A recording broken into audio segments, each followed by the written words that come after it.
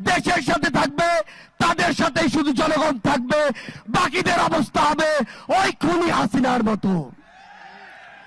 ভারতকে একটা কথা স্পষ্ট করে বলে দিতে চাই, ভারতের সাথে বাংলাদেশের সম্পর্ক তখনই হবে যখন ভারতের সাথে বাংলাদেশের সম্পর্ক হবে সম্মানের, যখন ভারতের সাথে বাংলাদেশের সম্পর্ক হবে সমতার।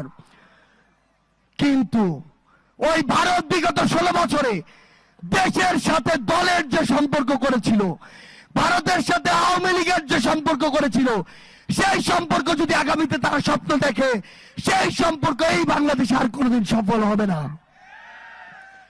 আমরা একটি কথা স্পষ্ট করে বলে দিতে চাই, এই বাংলাদেশে হিন্দু, মুসলিম, বৌদ্ধ, খ্রিস্টান, আমাদের পাড়ের ওই আদিবাসী ভাইরা আমরা একসাথে থাকবো, একসাথে লড়বো।